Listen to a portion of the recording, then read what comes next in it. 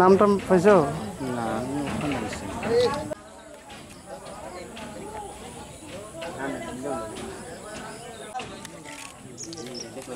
আগে টানা ছিল কোনানো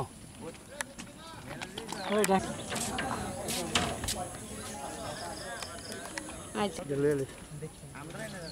আসেনি